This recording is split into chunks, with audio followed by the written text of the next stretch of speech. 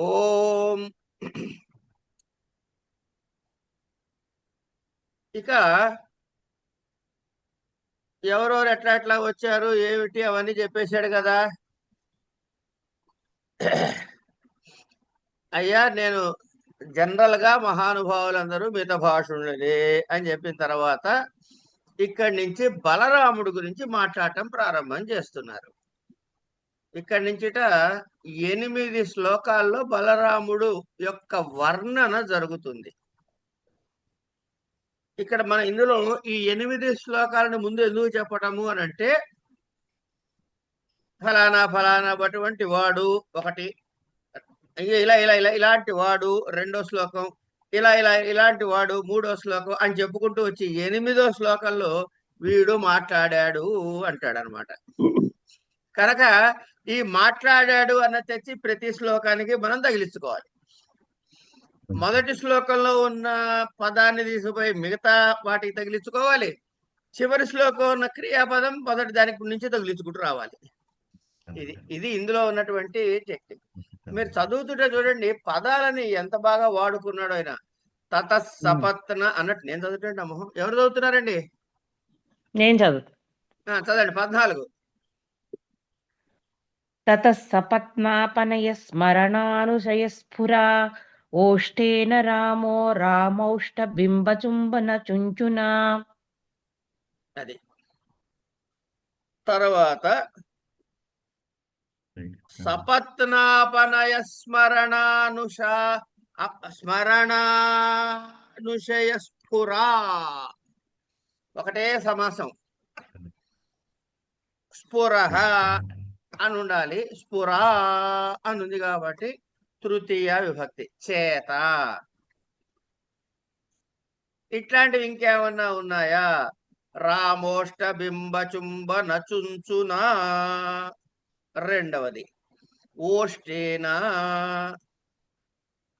ఇక్కడ వరకు ఉంది. ఎవరికి? రామ.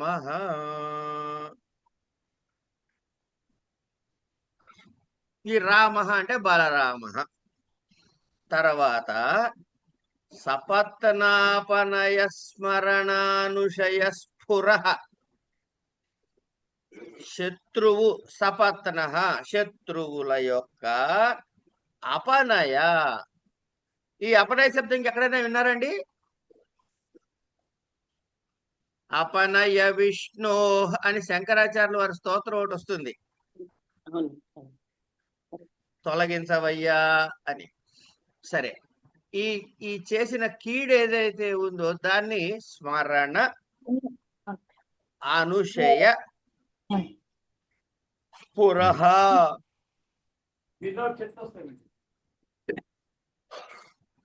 ఇవన్నీ విశేషణాలు ఎవరికి? రాముడికి కాదు, బలరాముడికి కాదు. ఎందుకు బలరాముడికి కాదు? అది ప్రశ్న.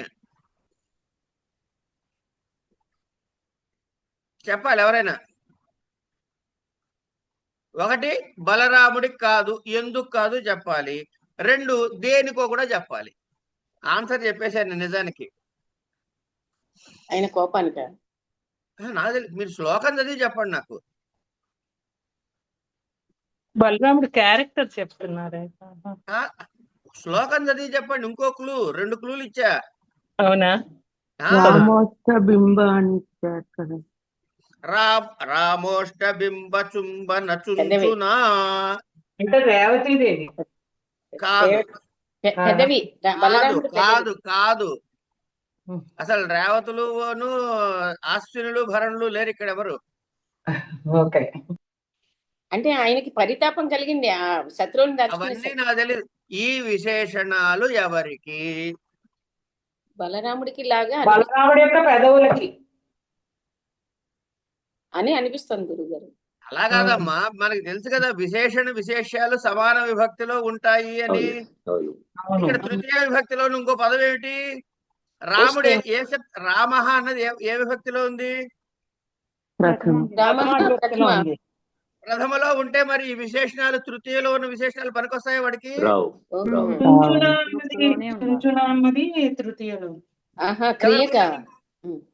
తృతీయలో ఇంకేముంది? ఓష్టేనా. అది తతః సపత్నాపనయ స్మరణానుషయ స్ఫుర రామోష్టబింబ చుంచుంబన చుంచునా ఓష్టేనా. అంటే ఇప్పుడు చూడండి, కోపముతో అవతల వాళ్ళు చేసినటువంటి దోషములను తలుచుకుని గుర్తొచ్చి వాడికి కడుపు రగిలిపోయి, స్టమక్ బర్న్ అనమాట, కడుపు రగిలిపోయి అదురుతున్నా ఒకటి.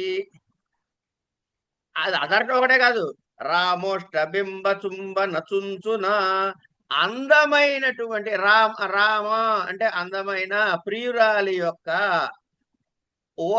ఓష్టబింబ చుంబన చుంచున, ఆవిడ యొక్క పెదవులను ముద్దు పెట్టుకునేటంలో నేర్పరి, ఎక్స్పర్ట్ అనమాట. చుంచు అంటే ఎక్స్పర్ట్. ఇక్కడ ఎప్పుడైనా గుర్తుపెట్టుకోండి, వ్యాకరణ చుంచుహు అన్నాడంటే వ్యాకరణంలో చాలా దిట్టైన వాడు అని. నిష్ణాతుడు కనుక అయినటువంటి ఇప్పుడు ఇది ఏమిటి, దేనికిట ఈ గొప్పతనం అంతా? దేనిలో దేనికున్నట? ఓష్టేన, పెదవులతో, పెదవుల కలిగినటువంటి చేత కూడినటువంటి వాడైన రామ. ఇంకేం పూర్తి కాలే, ఇక్కడ క్రియాపదం లేదు. ఇక్కడ మీకు ఎందుకు క్రియాపదం? ఇక్కడ సబ్జెక్ట్ ఇంట్రడ్యూస్ అయింది కానీ క్రియాపదం లేదు. ఇది ఎక్కడుంది? 8 శ్లోకాల చివరన జగాద అని వస్తుంది. జగాద అంటే మాట్లాడాడు అని. కనుక ఆ జగాద ఇక్కడ తగిలించుకున్నా సరే, లేకపోతే ఇక్కడ కామా పెట్టుకుని నెక్స్ట్ శ్లోకానికి వెళ్ళినా సరే, రెండు తప్పు కాదు. నమస్కారం సత్యనారాయణ గారు, 2-3 రోజులైంది కనపడి మీరు. సరే, కనుక తత సపత్నాపనయ స్మరణానుషయ స్ఫుర రామోష్ట బింబ చుంబన చుంచున చుంచు ఓష్ట, వీటితో కూడిన అంచేత. అలా అంటే బలరాముడు ఏం చేశాట? తర్వాత శ్లోకం ఎవరు చదువుతారండి? నేను చెబుతాను గురుగారు. చదవండి. నేను చదవనా గురువు గారు? ఆ తర్వాత శ్లోకం మీదే. అలాగే. అదేదో కృష్ణుడు చెప్పినట్టు, ముందుకు వచ్చి తీవు ముందుగా అర్జును నేను చూచి తిన్నట్లు, తిరుపతి వెంకట కవుల పద్యంలో లాగా ముందాడు అన్నారుగా. చెప్పండి అమ్మా. వివక్షితాం అర్థవిదః తత్క్షణ ప్రతిసంహృతాం ప్రాపయన్ పవన వ్యాధేః గిరం ఉత్తరపక్షతాం. వివక్షితాం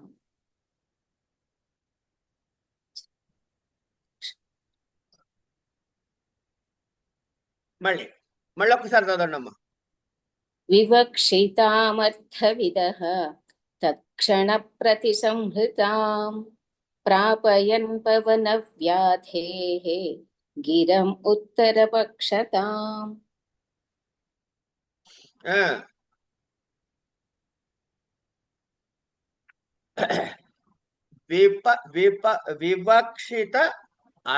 వివక్షితాం అర్థవిదః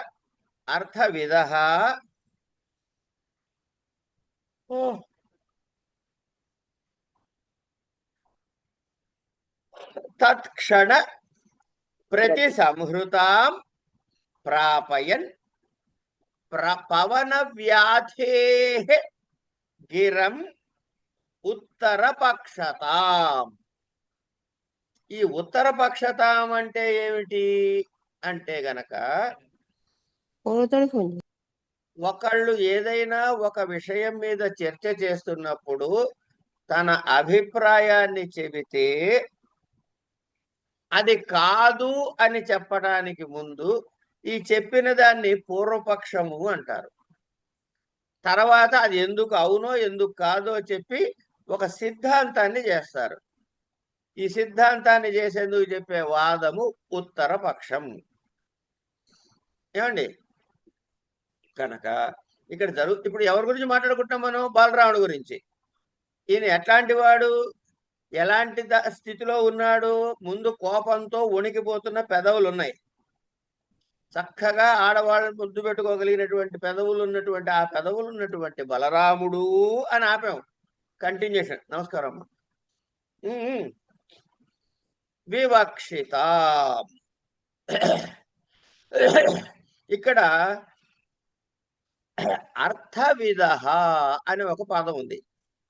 ఈ అర్థవిధ అన్న దాని తర్వాత అంటే ఏమిటది? ఆయన ఏ అర్థ అంటే గనక కామము, సాధించదగినటువంటి కోరిక, ఆ సాధించగలిగినటువంటి విధః విత్ జ్ఞానే కనుక ఏదైనా పనిని సాధించగలిగినటువంటి పవన వ్యాధేహి. పవన వ్యాధేహి అంటే ఉద్ధవుడు అని చెబుతున్నాడు. ఎందుకు ఆయనకి పేరు వచ్చింది అన్నది తర్వాత విషయం. అసలు అది పవన వ్యాధేనా శ్రవణ వ్యాధేనా అని నాకు డౌట్. సరే, ఈయనకి పవన వ్యాధేహి అనే పేరు ఎందుకు వచ్చిందిట? వీళ్ళవాతం కలిగింది. వీళ్ళవాతం కలిగిన ధోని అని ప్రసాద్ గారి నోట్స్ వచ్చి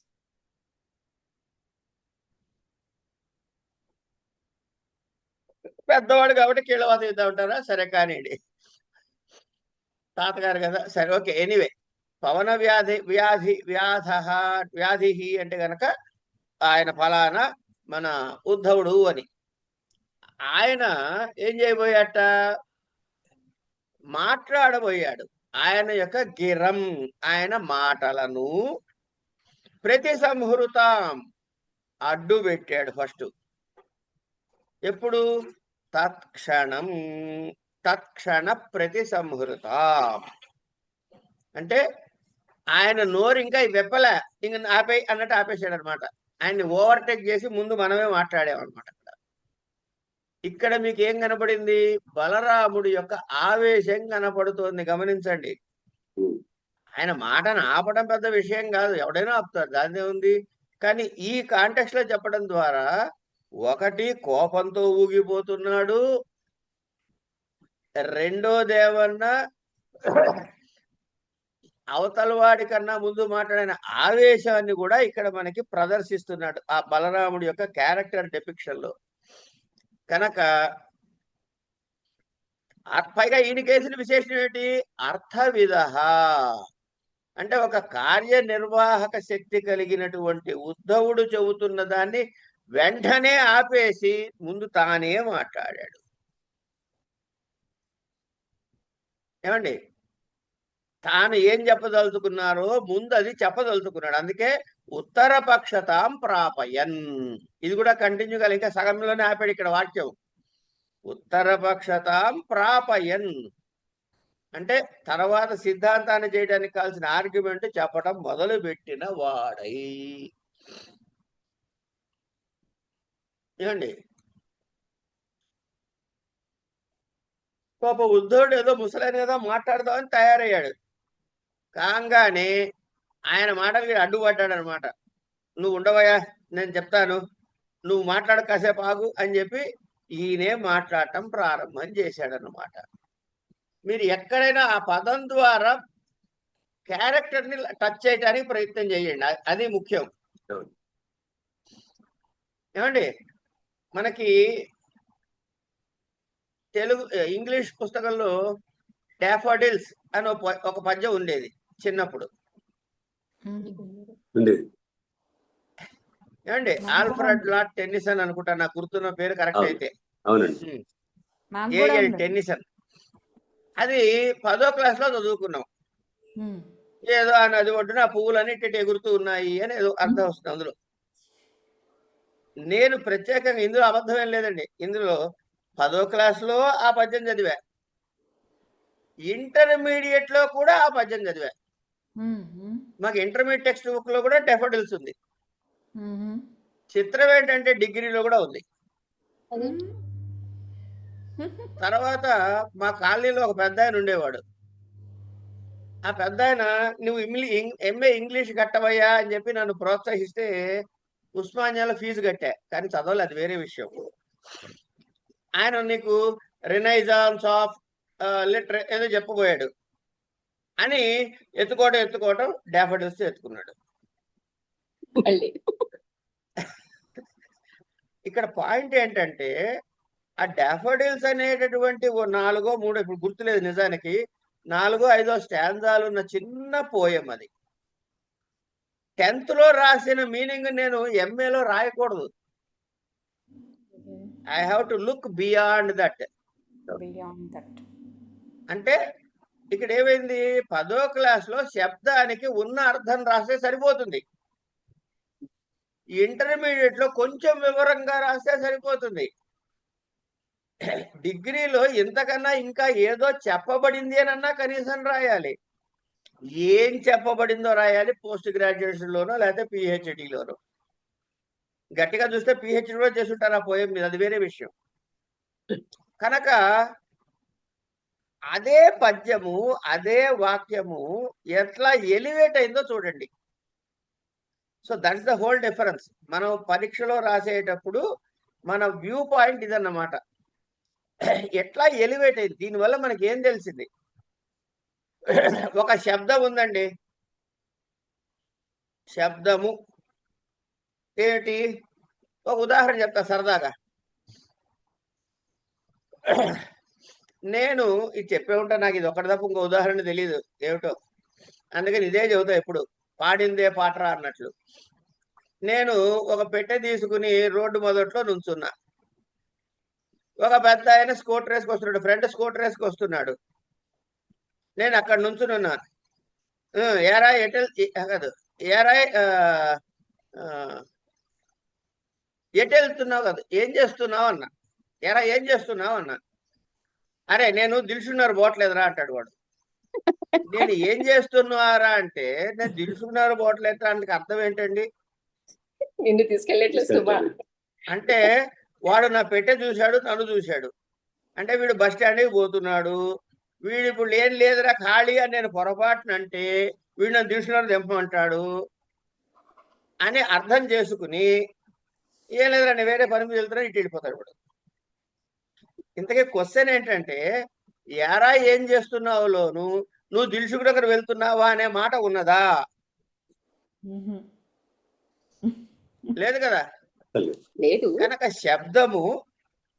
శబ్దము తాలూకు అర్థము కాకుండా శబ్దార్థములను దాటి తద్భిన్నమైన అర్థాన్ని సూచించేటటువంటి స్థితి ఏదైతే ఉందో దానిని వ్యంగ్యము అంటారు. కనుక ఈ సాహిత్యంలో ప్రధానముగా ఆ కవి హృదయం ఎక్కడుంటుందంటే ఆ ఉండే వ్యంగ్యంలో ఉంటుంది. కనుక ఆ వ్యంగ్యాన్ని పట్టుకునే ప్రయత్నం ఈ స్థలంలో చేయాల్సిన పని. యథాతథంగా రాస్తే మార్కులు వేస్తేరా అది వేరే విషయం, కానీ మనకి ఎలివేట్ అవడానికి ఏంటంటే థాట్ ఎలివేషన్ అనమాట అక్కడ. అంతే. మీరు చెప్తుంటే గుర్తొచ్చింది గురువు. ఇలా గ్రూప్ ఆఫ్ శ్లోకాస్ ని గురువు గారు ఒక వాక్యంగా రాస్తే కులకం అంటారట, నోట్బుక్ లో రాశారు ఆయన. అవును, అన్నిటికీ ఒకటే క్రియాపదం, అంటే మెయిన్ క్రియాపదం ఒకటి. అవును. కులకం. మీరు చెప్తుంటే కులం అంటే ఏంటమ్మా? ఉమ్, కులం అంటే ఏమిటి? ఓ గ్రూప్ ఆఫ్ పీపుల్, సమూహం. సమూహం. సరే, దీంతో ఏమైంది, ఆయన ఏం చేశాడు ఇంతకి, వివక్షితాం అర్ధవితస్తక్షణ ప్రతిసంహృతాం ప్రాపయన్ పవన వ్యాధే గిరం ఉత్తరపక్షత. కనుక ఉద్ధవుడు ఏదో కార్యదక్షుడైనటువంటి ఉద్ధవుడు ఏదో నోరిప్పి మాట్లాడబోతుంటే దాన్ని అడ్డుబడి, నాయన నువ్వు ఉండు కాసేపు అని దాన్ని పూర్వపక్షం, ఇక్కడ ఉత్తరపక్షం అని వాడాడు కాబట్టి దాని ముందు దాన్ని పూర్వపక్షం ఉండగా అది వాడుకోవచ్చు. ఉత్తరపక్షంగా చేస్తూ బలరాముడు ఇట్లా అన్నాడయ్యా, ఇంకా ఇట్లా అన్నాడు రాలే, చివరిలో వస్తుంది ఏమన్నట్ట. నెక్స్ట్ జోషిల వారు మనీషా గురుగారు చదవండి. గూర్ణయన్మదిరాస్వాద మదపాటలితద్యుతి రేవతి వదనోచ్ఛిష్ట పరిపూత పుటే దృశౌ. మళ్ళీ గూర్ణయన్మదిరాస్వాద మదపాటలితద్యుతి రేవతి వదనోచ్ఛిష్ట పరిపూత పుటే దృశౌ. విడగొట్టండి పదాలు వీలైనట్లు. తప్పకుండా. గూర్ణయన్ తర్వాత మదిర, మదిర ఆస్వాద, ఆస్వాద మద, మద పాటలిత ద్యుతి. ద్యుతి అంటే కాంతి. రేవతి వదన, వదన ఉచ్చిష్ట, ఉచ్చిష్ట పరిపూత పుటే దృశౌ. సో పెదవులది చెప్పు అంటే అర్థం చెప్పు. ఇక్కడ మదిరాస్వాద మదపటలిత ద్యుతి అనేది ఒకటే పదంగా ఉందండి.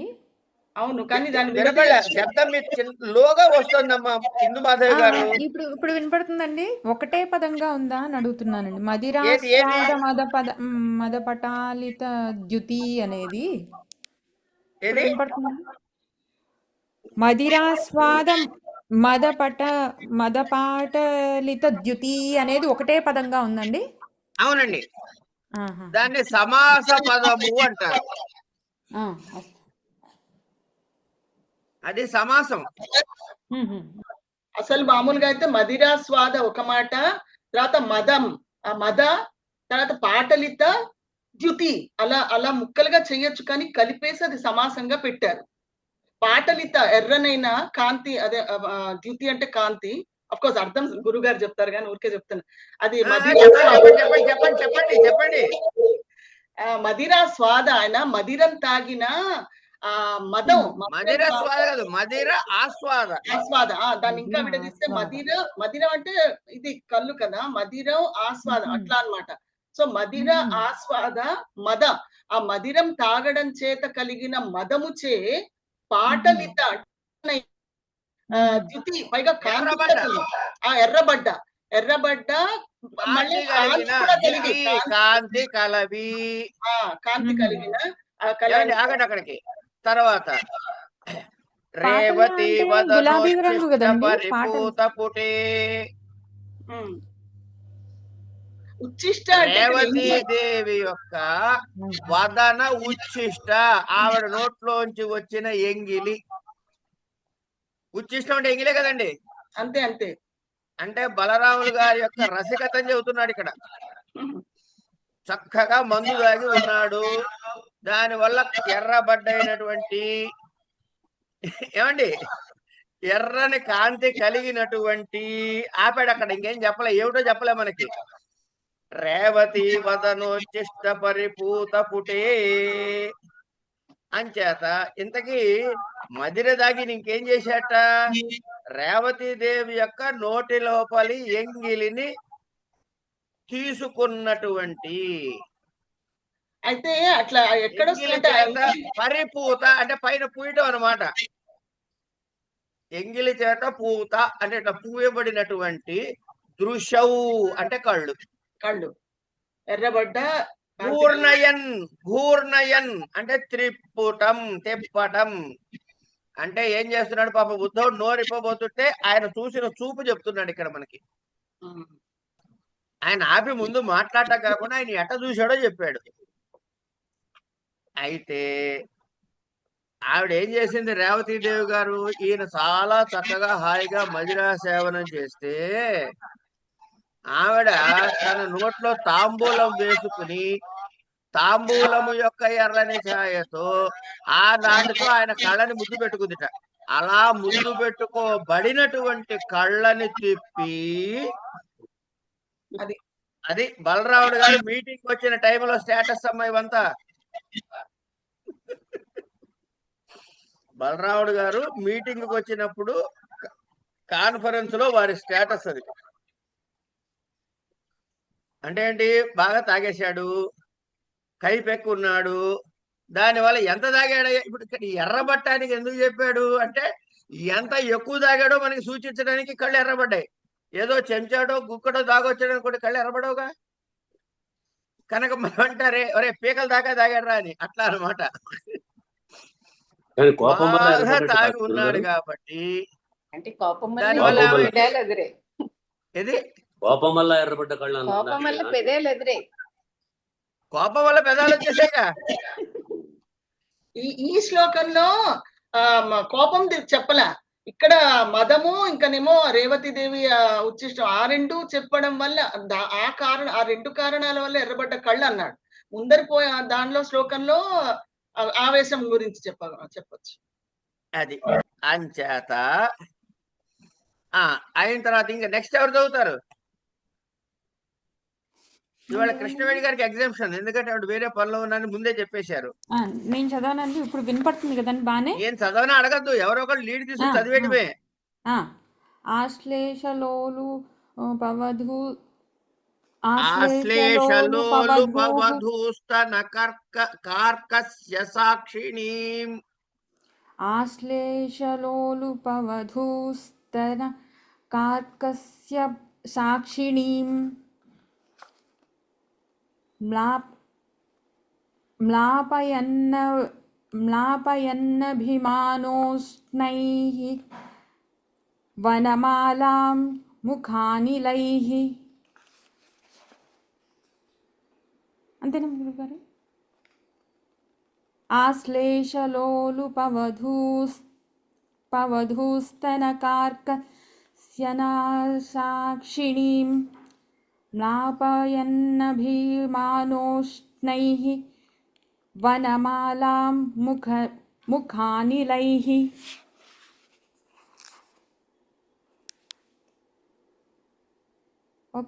ఓకేనండి, మరొక్కసారి చదవమ్మా విడగొడుతూ. ఉమ్. ఆశ్లేషలోలు పవధూస్తన కార్కస్య సాక్షిణీం మ్లాపయన్ అభిమానోష్ణైః వనమాలాం ముఖానిలైః. ఏం లేదమ్మా, నేను చదివేసి చెప్పేస్తే గబగబా పని అయిపోతుంది. నేను 7, 8 శ్లోకాలు చెప్పాలని నిర్ణయం తీసుకుని అది నేను చెప్పేస్తే అరగంటలో అయిపోతే తర్వాత ఏం చెప్పాలో నాకు తెలియదు కాబట్టి కష్టం అవుతుంది. కాబట్టి మిమ్మల్ని చదవమని అనుకోండి, నెమ్మదిగా చదవచ్చు. ఇంకోటి, మిమ్మల్ని చదవ పెడితే నాకు లాభం ఏంటంటే ఇంకోసారి చదువు అని చెప్పి 8:30 వరకు లాగచ్చు. వస్తుందండి, మాకు కూడా వస్తుంది చదవడం. ఆ తరఫున మీకు వస్తుంది అనేది భ్రమ, నేను టైం లాగా తీస్తున్నాను అనేది నిజం కదా. సరే, ఎలా అనుకుంటారు. మళ్ళీ ఆశ్లేష లోలుప వధూ స్తన కార్కస్య సాక్షిణి. ఏమండి, కర్కశము అంటే ఏమిటి? గట్టిగా, గరుకుగా, ఇట్లా చాలా అర్థాలు చెప్పుకోవచ్చు వాటికి. ఇంకోటండి, కావ్యాలు చదువుతున్నప్పుడు ఇందులో కొంత మనకి రొమాంటిక్ యాంగిల్ చాలా చూపిస్తారు. దాన్ని మనం అది అలాగే చదువుకోవాలి. ఇలా చదవటం ఏమిటి అని మనం ఏం అనుకోక్కర్లే, అది ఉన్నది, అది చదువుకోవాలి, అంతే, సింపుల్. ఆశ్లేష అంటే కలిసిన అని. ఎవరు కలిశారు? ఇక్కడ ఉన్నవాడు ఎవరు? బాలరాముడు. కనుక ఎవరిని కలిశాడు? వధూ. ఆశ్లేషలోలుప వధూ. ఏమండి, వధువు అంటే ఇక్కడ ఎవరు చెప్పాలి? రేవతీదేవిని చెప్పాలి. స్తన కార్కస్య సాక్షిణి, ఆమె యొక్క వక్షస్థలం యొక్క కర్కశత్వం అంటే కాఠిన్యాన్ని సూచించేందుకు ఉన్నటువంటి ఏమిట్రా నాయన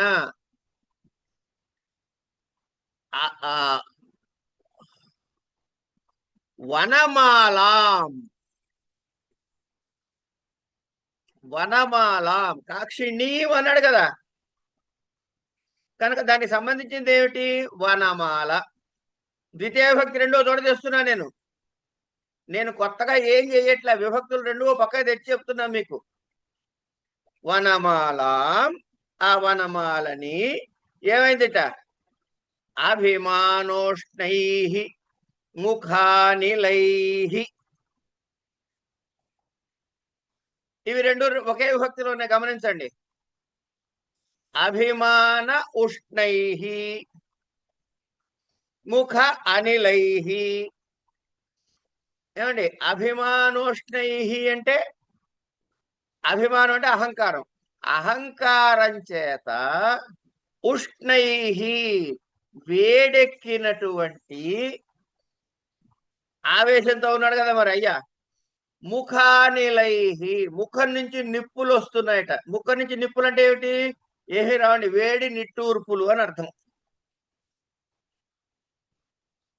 దానివల్ల ఏమైందిట? మ్లాపయన్ అంటే ఏమీ లేదండి, మెడలో ఉన్నటువంటి దండ ఆల్రెడీ వాళ్ళిద్దరూ గట్టిగా కౌగిలించుకోవడం చేత నలిగిపోయిన దండని మరింత వాడ చేసేలాగా ఊపిరి వదులుతున్నాడు, విరుస్తున్నాడు అని చెప్పారు. ఇది ఎక్కడ కనెక్ట్ అవుతోంది? మొదటి శ్లోకం చదవండి అమ్మా. మొదటి శ్లోకం ఒకసారి చూడండి. అంటే ఈ క్షమాణ కాదు, బలరాముడు మాట మొదలెట్టిన క్యారెక్టర్ చెప్తున్న దగ్గర నుంచి తతస్సపత్నాపనయ స్మరణానుశయస్ఫుర ఓష్ఠేన రామో రామోష్ఠబింబ చుంబన చుంచున. ఆ మొదటి వాక్యానికి అర్థం ఏమిటి? అదే శత్రువుల యొక్క అదే సపత్నాపన స్మరణానుశయ స్ఫుర.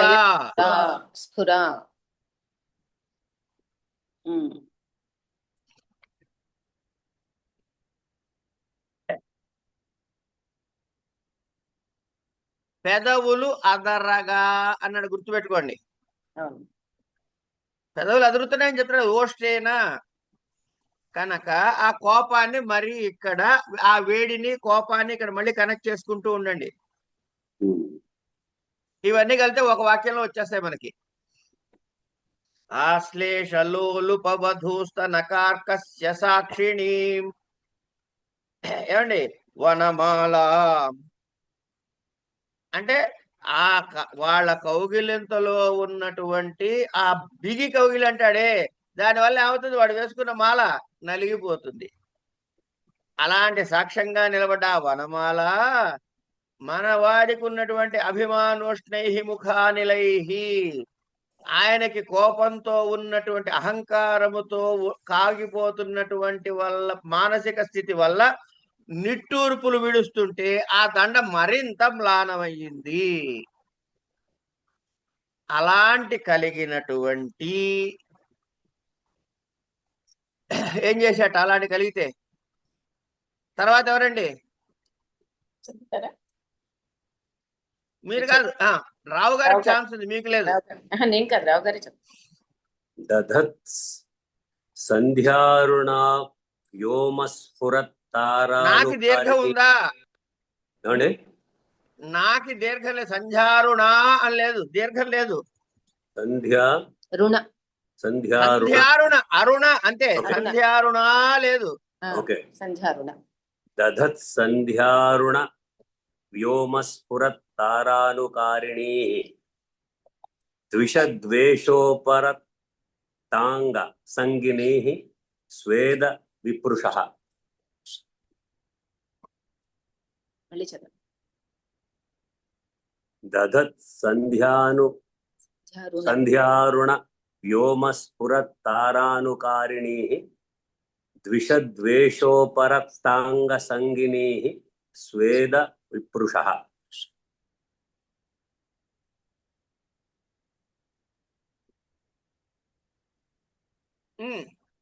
అయిపోయిందా? విడగొట్టండి. దధత్ సంధ్యా ప్లస్ అరుణ, సంధ్యారుణ. వ్యోమ స్ఫురత్ తారా అనుకారిణీ. ద్విషద్వేషోపరక్తాంగ సంగిని. అంగసంగిని. స్వేద స్వేద విప్రుష. విప్రుష.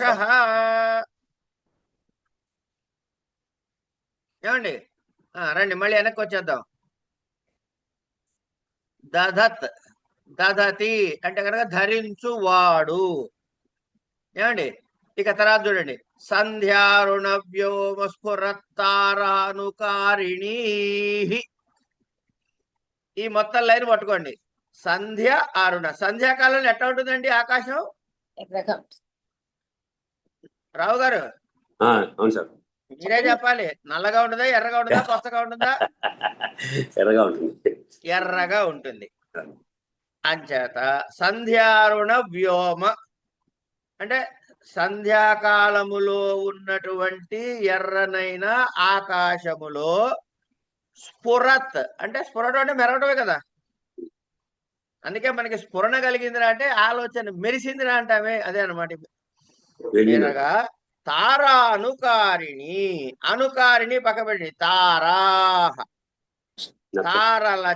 తారలని అనుకరిస్తున్నట్లుగా. ఇప్పుడు ఆగండి, అక్కడ బ్రేక్ అయ్యండి. మనం ఇప్పుడు ఏం చూస్తున్నాం? ఆకాశం ఏ రంగులో ఉంది? ఎర్ర రంగులో. ఎర్ర రంగులో ఉంది. నీటి చుక్కలు ఏ రంగులో ఉన్నాయి? తెల్ల రంగులో. తెల్ల రంగులో ఉన్నాయి. కనుక మనకి తెల్లనైన నక్షత్రాలు, తెల్లనైన నక్షత్రాలు ఎక్కడ కనబడుతున్నాయి? ఎర్రనైన ఆకాశం మీద కనబడుతున్నాయి. దానిని అనుకరిస్తూ మనకి ఇప్పుడు బలరాముడు దర్శనం ఇవ్వాలి. అంచేత ఇప్పుడు ఈయన మామూలు సహజంగా మంచి ఇది కదా, ఈయన ఎర్రగా కనపడాలి మనకి. అంచేత ద్విషద్వేషోపరక్తాంగ సంగిని.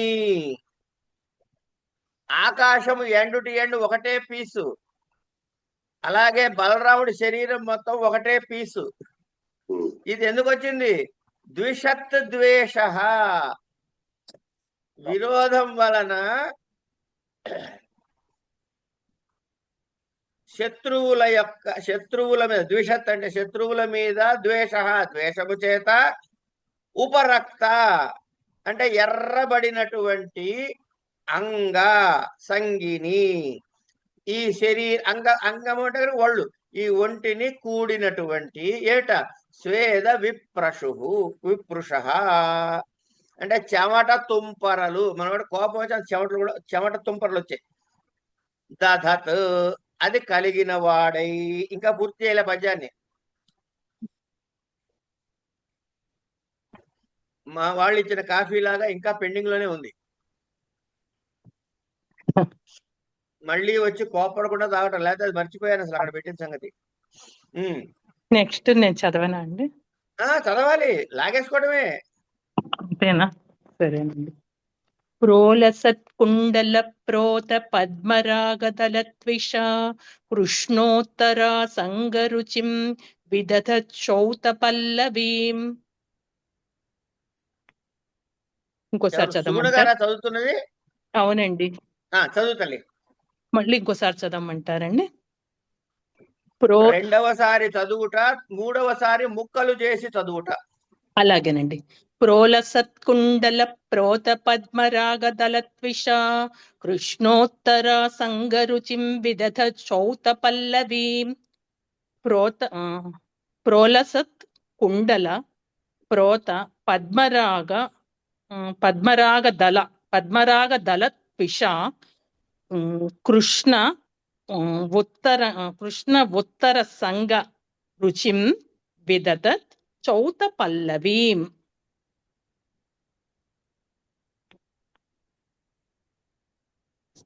గురుగారు సరేనా అండి? విడగొట్టండి ఒక్కొక్కటి. మళ్ళీ విడగొట్టే చెప్పే ఇప్పుడు మళ్ళీ చెప్పమంటారా? పదం ఉంది. అవునా అండి, అలాగేనండి. ప్రోలసత్ కుండల ప్రోత పద్మరాగదల త్విషా కృష్ణోత్తర సంగ రుచిం ఉత్తరా సంగ ఉండండి ఇక్కడ కృష్ణోత్తర ఇక్కడ క్లిక్ చేసేసా కదా. కృష్ణోత్తర ఉత్తరా సంగ రుచిం విదధత్ చౌత పల్లవీం. ఉత్తర సంగ రుచిం చౌత పల్లవి.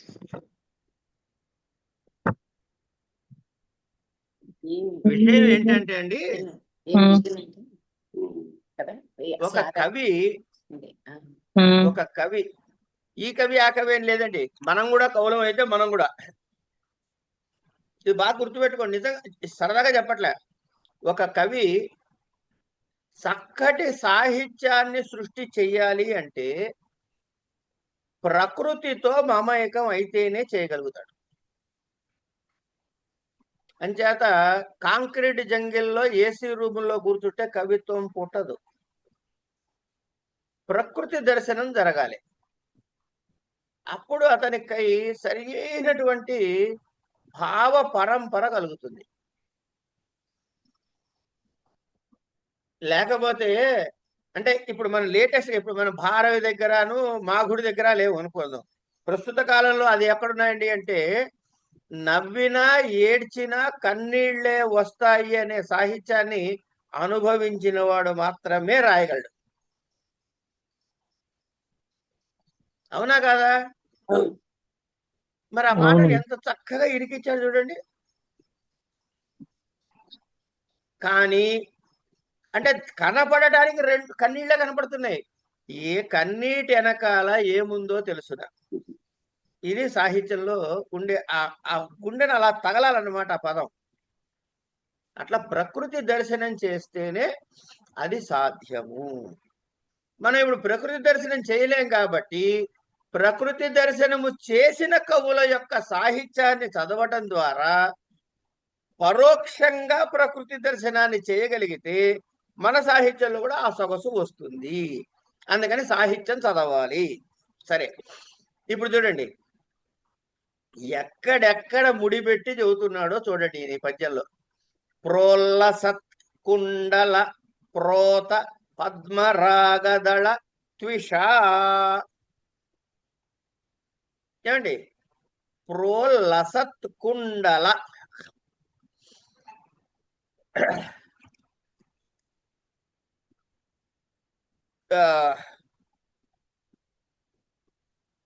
ప్రోల్లసత్ కుండల ప్రోత. ఆయన కుండలాల్ని పట్టుకున్నాడండి. కుండలము అంటే ఇలా చెవులకి ఇలా తగిలేసి ఉంటాయి చూసారా, గట్టిగా దగ్గరికి పెట్టేసి ఉంటాయి. అది తీయటం పెట్టడం ఉండదు. అది దాన్ని పద్మరాగ రత్నాలతో పొదిగారట. పద్మరాగ రత్నాలు ఎర్రగా ఉంటాయి, గుర్తుపెట్టుకోండి ఆ విషయాన్ని. ఏమండి? ఎర్రటి రాయిలో లైట్ వెలిగితే ఏమిటవుతుంది? ఎరుపే వస్తుంది, రిఫ్లెక్షన్. కనుక ఆ కుండలాల పద్మరాగాలతో ఉన్నటువంటి ఆ మణులలో ప్రోత చెక్కబడినటువంటి దానిలో కాంతి రిఫ్లెక్ట్ అయ్యి ఏమవుతోంది? ఇప్పుడు మామూలుగా ఇలా చూపించామనుకోండి అర్థం ఏమీ ఉండదు, కానీ 4 పలకలు వస్తే కాంతి ఎక్కువగా విస్తృతంగా వస్తుంది. అందుకని చెక్కబడినటువంటి ఆ పద్మరాగడి యొక్క త్విష కాంతి చేత ఇప్పుడు ఇక్కడి వరకు ఏ రంగులో ఉందమ్మా? ఇది ఎరుపు రంగు. ఎరుపు రంగులో ఉంది. ఇక తర్వాత బలరాముడు ఎప్పుడు నల్లటి బట్టలే కట్టుకుంటాడు, ఈ విషయం గుర్తుపెట్టుకోండి. ఏమండి? బలరాముడు ఎప్పుడు బ్లాక్ డ్రెస్సే, ఆయనకు స్టాండర్డ్ డ్రెస్ అది. సరే, ఇప్పుడు ఆయన ఒంటి మీద ఏముంది? ఉత్తరీయం ఉంది. కుండలం ఎక్కడుంది? చెవులకుంది. ఆయన పంచనో దేన్నో ఉత్తరీయాన్ని మాట్లాడుతున్నాడు. ఎందుకు? భుజము మీద ఉత్తరీయము కుండలములకు దగ్గరగా ఉంటుంది కాబట్టి. ఓకే, ఎట్లా ఉందిట? కృష్ణ ఉత్తరాసంగ రుచం అంటే నల్లనైన కృష్ణవర్ణముతో ఉన్న నల్లనైన ఉత్తరాసంగ రుచం. ఉత్తరాసంగం అంటే ఉత్తరీయము యొక్క రుచం. రుచి అంటే కాంతి, మళ్ళీ కాంతిని. ఇప్పుడు ఏమైనాయి? ఈ ఉత్తరీయం ఏ రంగు మెరుస్తోంది? నలుపు. నలుపు మెరుస్తోంది. చెవుల దగ్గర ఉన్నది ఎరుపు మెరుస్తోంది. ఈ 2 మెరుపులు కలవాలి, దగ్గరగా ఉన్నాయి కాబట్టి.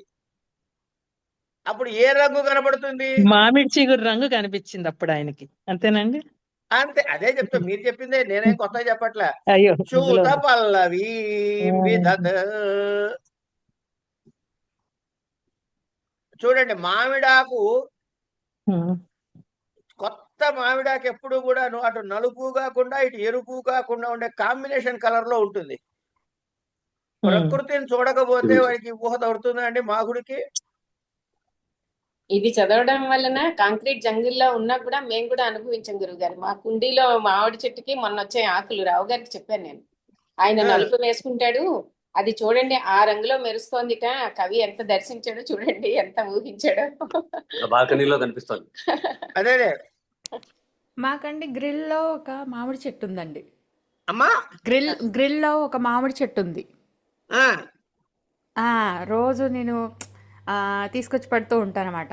మరీ లేతాకలు వద్దబ్బా అనుకొని కొంచెం ముదురుగా ఉన్నవి తీసుకొచ్చి పెడుతూ ఉంటా గుమ్మాలకి. కనుక అలా తర్వాత నెక్స్ట్ ఏమంటున్నాడు? నెక్స్ట్ నేను చదువుతాను. కకుద్మికన్యా వక్తాంత ఎవరు చదువుతున్నారమ్మా? పేరు శాంతకుమారి మహోదయ. చదవండి అమ్మా. కకుద్మికన్యా వక్త్రాంతర్వాసలబ్ధాదివాసయా ముఖామోదం మదిరయా కృతానువ్యాధముద్వమన్ మళ్ళీ కకుద్మికతాంతర్వాసలబ్ధాదివాసయా ముఖామోదం మదిరయా కృతానువ్యాధముద్వమన్. ఇక్కడ కకుద్మికన్యా కన్యా కకుద్మికన్యా వక్త్ర వక్తర అంటే ముఖం అమ్మా. రాంతర్వాస అంతర్వాసల అంతః వాసః కకుద్మి కన్యా వక్త్రాంతర్వాసలబ్ధాధి వాసయా. వాస వాస ఆ పదాలు చూడండి, ఒకే పదాన్ని రెండు సార్లు పునరావృతితో భిన్నార్థాల్లో మీకు ప్రతి శ్లోకంలో ఇంచుమించుగా కనపడుతూ ఉంటాయి. కొన్ని ఒక చోట రెండేసి పదాలు కూడా రావచ్చు. వాస లబ్ధ అధివాసయా ముఖామోదం మదిరయ కృతానువ్యాధ ముదమన్ కృత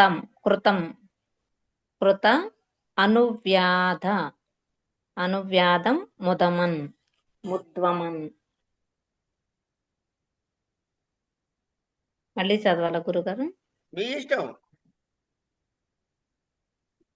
కకుద్మి కన్యా అంటే రేవతీదేవి యొక్క వక్త్రాంతర్వాస. వక్త్రము అంటే ముఖము లోపల, వాస ఉండుట చేత, లబ్ధ అధివాసయా అంచేత ఏం పొందేటయ్యా ఈయన శ్రీ బలరాముల వారు ఎట్లాంటి స్టేటస్ లో ఉన్నారో చూడండి. భార్య యొక్క నోటిలో ఉన్నటువంటి మదిర యొక్క వాసనని ఏమండి తన మదిర వాసనతో కలవబడి, అంటే ఆవిడ ముద్దు పెట్టుకొచ్చాడు అనమాట ఈయన మామూలుగా. ముఖామోదం నోటి అందలి ఆమోద సుగంధాన్ని ఏం చేశాడు? ఉద్వమన్. వమనము అంటే బయటికి కక్కుట, ఉద్వమన్ అంటే బయట పడిచేయచ్చు. అంటే ఆ వాసన మనందరికీ తగులేటట్టు చేస్తున్నాడు ఆయన అక్కడ.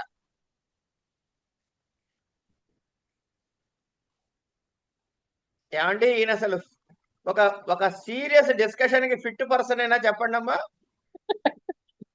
ఏమాత్రం కాదు. కాదు, నిజంగా బలరాముడు ఇలా ఉన్నాడో లేదా కానీ కవి మాత్రం పాప ఆయన అలా చిత్రించి అయిన తర్వాత ఇచ్చేవద్దండి. కానీ కొన్ని రాజనీతివి వ్యాలిడ్ పాయింట్స్ చెప్తారండి ఆయన. చాలా. మీరు ముందుకు వెళ్ళద్దు. పేరిందేవి గారు మీరు ముందు చదివేశారు, మాకు తెలుసు. ముందు చెప్పకండి ఇప్పుడు. చెప్పండి. ఇక్కడే ఆగిపోండి, ఎక్కడ వరకు కూడా అక్కడే ఆగిపోండి. లేకపోతే మిగతా వాళ్ళకి టెన్షన్ వస్తుంది. మీరు చదవడం తప్పని కాదు, వాళ్ళకి టెన్షన్ తెప్పించదు. లాస్ట్ 21వ శ్లోకం చదివేసేయండి. ఇవాళకి జై హింద్ అన్నాం. నేను చదువుతాను మహోదయం. చదివేయండి, శైలజ. అడగద్దు. జగాది వచ్చేసింది. జగాది వచ్చేసిందా? జగాద. జగాద బదన ఛద్మ పద్మ జగాద చదవండి. జగాద్ వదన ఛద్మ పద్మ పర్యంత పాతినః నయన్ మధులిహ శ్వైత్య ముదగ్ర దశనాంశుభిః పులకం. మళ్ళీ ఒకసారి చదువుతాం. జగాద్ వదన ఛద్మ పద్మ పర్యంత పాతినః నయన్ మధులిహ శ్వైత్య ముదగ్ర దశనాంశుభిః పులకం. కులకం ఎక్కడుంది? ఇది పద్యంలో భాగం కాదా మహోదయ? కాదు. ఓకే నోట్బుక్ లో రాశారు.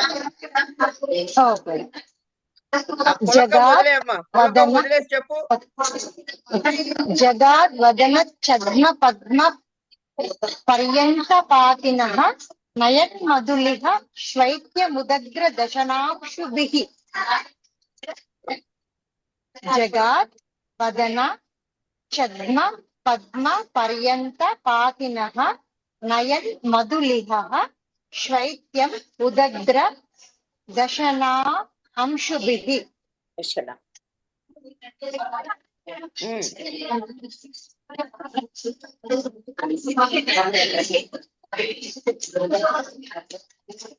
మళ్ళీ ఒకసారి చదవమంటారా?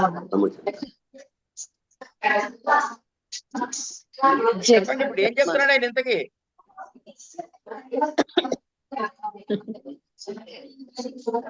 అంటే అట్లా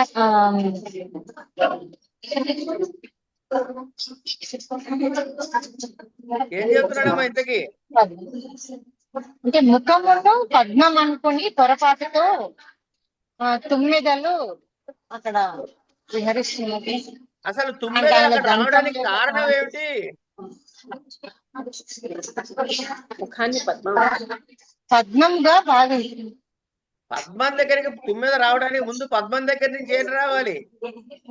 సువాసన రావాలి. అంటే సువాసనలు వస్తున్నాయి కదా మన సార్ దగ్గర నుంచి సువాసన. ఇందాక నుంచి చెప్పారు ఎన్ని సువాసనలు నోటి నుండి సువాసనలు వచ్చాయి. వస్తుంటే ఏమనుకున్నాయి? తుమ్మెదలు ఏమనుకున్నాయట? ఇది పద్మమేమో అని వచ్చాయట. అప్పుడు ఏమైంది? మన నోరు తెరిచినప్పటికి తుమ్మెద ఏ రంగులో ఉంటుంది? నలుపు రంగులో ఉంటుంది. ఈయన పళ్ళ యొక్క తెల్లదనంతో ఆ తుమ్మెదలు తెల్లబడ్డట్టుగా బలరాముడు మాట్లాడటం ప్రారంభం చేశాడు అంటున్నాడు. మహా అంటే మోసము చేయుట, కప్పిపుచ్చుట. అంటే ఆ వాసన చూసి ఈ ముఖమే పద్మమేమో అనుకుని మోసపోతున్నాయి ఆ తుమ్మెదలు. ఏమండి? మధువుని నాకుతాయి కనుక దాన్ని మధులిహ అన్నారు. లిహ్ లేడనే నాకటం వల్ల చపరితరం అని. అలా బలరాముడు నోరిప్పాడయ్యా అని చెప్పారండి. ఈ బ్లాక్తో బలరాముడి యొక్క వర్ణన అయ్యింది. ఆయన నోరు విప్పి మాట్లాడతాడు. రేపటి నుంచి మాట్లాడతాడు. ఏం మాట్లాడతాడో, ఎందుకు మాట్లాడతారో రేపు చూద్దాం. ఇవాటికి ఇక్కడ ఆపుకుందాం. స్వస్తి.